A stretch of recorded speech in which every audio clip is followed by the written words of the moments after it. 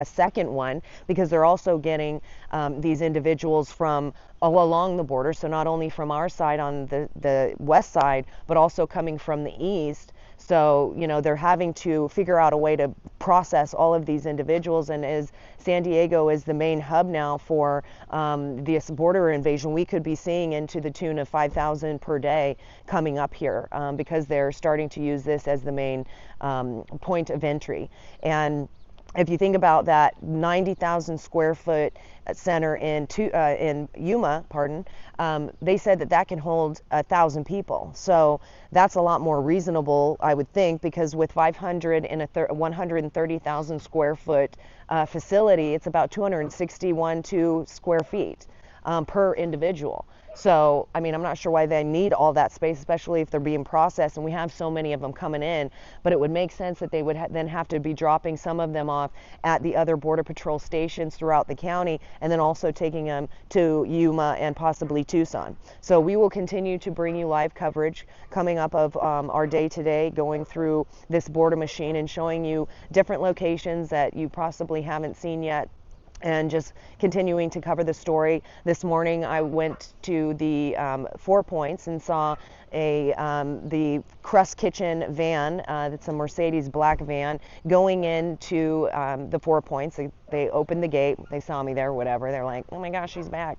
And then I saw a bus, it was number 120 that was there, and then going to the Ramada to just check it out as well. And this was before 8 a.m. or right on about 8 a.m. is when I got to the Ramada. There were 3 of the shuttle buses. 2 of them were inside and 1 was outside, and they were picking up individuals. So I went around to the back, and they were in the white tent. They had all their bags waiting. They were getting ready to leave and vacate the hotel, probably going to the airport. But again, we also, when we were covering the Ramada a few weeks ago, or a couple of weeks ago, they did take one of the Damaris Express, which those shuttle buses are also Damaris Express, but they took one of the charter buses east. Normally they go west, which goes to the airport. And so it was interesting to see, why would they be going east? Are they then going to just bring them to Arizona instead of flying them? That doesn't necessarily make sense as far as the cost would go. But at the Yuma site, where the temporary processing center is that they created, they put 2, they needed another one, like I said. It's right near the airport there in Yuma. So I know that, and the funny thing with that is in Yuma, and so I thought we should do this in San Diego. I might attempt that.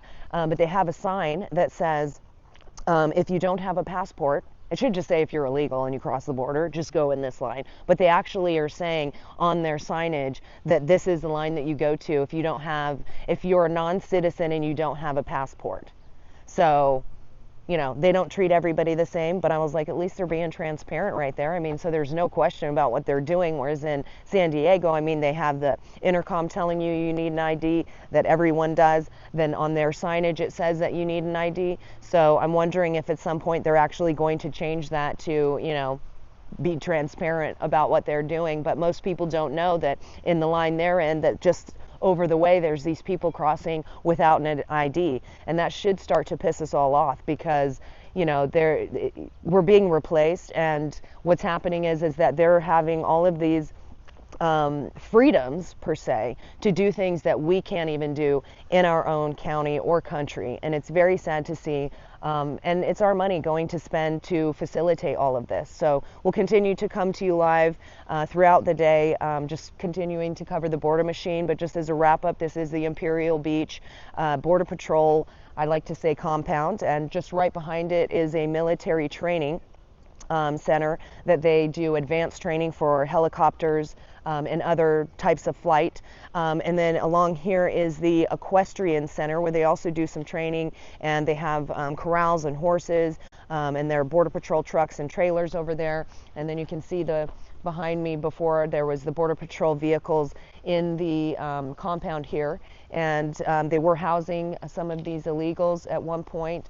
So the question is to find out if they are still doing that, or if they're just now deciding to take them to Yuma instead, and have them processed there.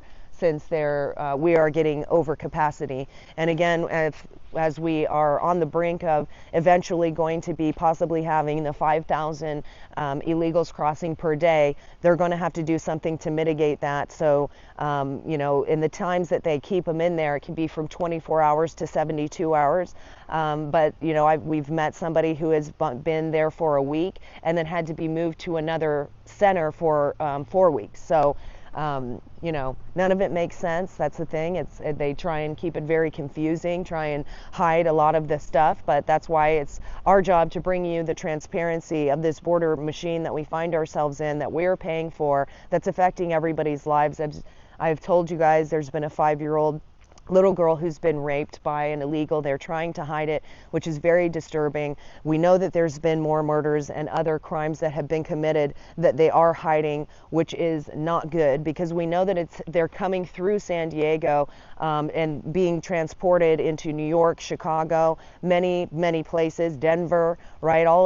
Florida. They're going all over the place, but we're sending them to the places where they're committing crimes. And I'm not saying that everybody is doing that, but we have to understand that it shouldn't even be one person that is affected. That little girl should not have been raped. And so that's why I will continue to uncover this story, because we have every right to know where our money's going, what's happening right under our nose. And, potentially we're leading into the destruction of our nation. And so it's important that we stay abreast on this and we don't ignore the facts, that we don't just pay attention to what's going on in all these other countries. In fact, they're having all of those protests all over the college campuses, and it's happening around the world, but it's designed also to keep us, paying attention to other countries that are fighting and not even paying attention to what's happening right in your own backyard. So that's why we'll continue to bring you this story. Couldn't be more important right now, and just continue to follow us. Thank you for joining.